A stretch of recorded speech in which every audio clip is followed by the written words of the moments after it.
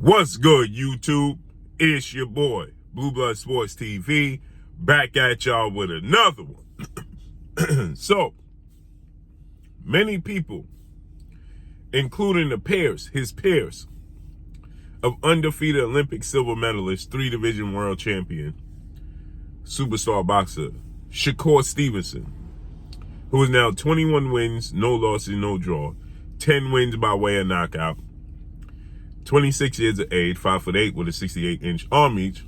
Shakur Stevenson is receiving a lot of criticism, a lot of heat for his most recent performance, which took place this past Thursday, November 16th, Las Vegas, Nevada, T-Mobile Arena, when he took on Dominican star lightweight title contender Edwin De Los Santos.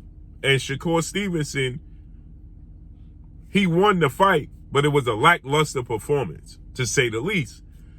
And Shakur Stevenson, he's aware it was a lackluster performance, to say the least. And Shakur Stevenson is getting a lot of criticism. And now, most recently, you have former lightweight title contender, now junior welterweight superstar title contender, King Ryan Garcia, saying that Shakur Stevenson's roosters are coming home to hatch. And he's saying that Shakur Stevenson is extremely arrogant and that Shakur Stevenson thinks he's better than what he is. And they all on the same journey. And Shakur Stevenson and Ryan Garcia, he gave a breakdown of what happened. And he stated that they were all out, they were all mingling. And he said, hey man, tell Shakur Stevenson come holler at me, to Keyshawn Davis. And Shakur Stevenson said, man, you want to holler at me, come to where I'm at. So Shakur Stevenson didn't take too kind to this. And Shakur Stevenson is saying, well, I was already sitting there and I don't rock with you like that. And if you wanted to build with me, you should have came over and hollered at me. I was already sitting there. What I look like coming to you. I'm not arrogant. I just don't rock with you. So Shakur Stevenson is receiving a lot of heat. As I told you guys, this was going to come when you have that type of performance, but your bark is loud. When you have that type of performance, when you don't want to engage, whether your shoulder was injured, whether your hand was injured, regardless of the reasoning, when you have that type of performance, the boxing world is going to critique you because your bark is extremely loud. When you have guys like Andre Ward, and don't get me wrong, the fans are going to boo regardless because they paid their money worth. They are the consumers. When they are the consumers, the fans, they're going to want their money's worth. And if you don't give the fans their money's worth, they're going to complain. That's in any entertainment business or any establishment, period. If you go to a restaurant and you don't receive the service that you want, you're going to complain because you're paying your money for it. If you go to a movie theater and watch a movie and the movie is not good and you paid your money, you're going to complain because you paid your money. If you go to a boxing event and the fighters don't engage and it's boring, the fans are going to boo. But when your peers have an issue with it, that's where the problem comes in. And because your bark is loud, and then your bites is deemed to be not crucial, then people are going to complain. And Shakur Stevenson, now he's, it's being noted that he injured his shoulder, injured his hand. He's a southpaw, was his left hand. He landed, Ryan Garcia responded. Shakur Stevenson landed a total of 65 punches, and 46 of the 65 punches was jabs. Now, again, when you look at Mr. Gary Russell Jr., when he fought against Mark Maceo, okay, Gary Russell Jr. clearly injured his shoulder, okay? And Gary Russell Jr. was clearly handicapped in that fight, okay? And Gary Russell Jr. didn't stop throwing punches in the fight, okay? Gary Russell Jr., he only landed 58 punches in power punches, okay? 58 power punches Gary Russell Jr. landed. But Gary Russell Jr. wasn't stopped being offensive. So he landed, Gary Russell Jr. landed 69 body punches. Okay? He landed 11 jabs to the body, 58 total body punches. Okay?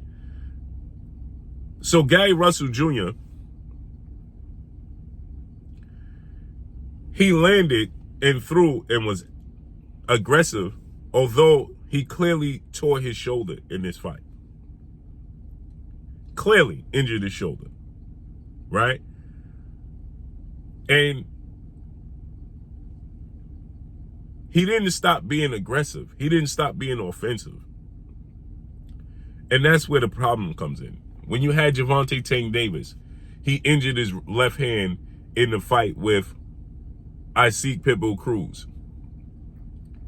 It was noted that he injured his hand before the fight and re-aggravated and injured it in the 5th round.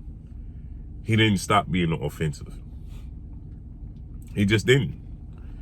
And Shakur Stevenson wasn't offensive. He made Edwin De Los Santos miss, but he looked uncomfortable doing it. That's the problem. He looked uncomfortable doing it. He looked like he didn't want to engage because of the power of Edwin De Los Santos.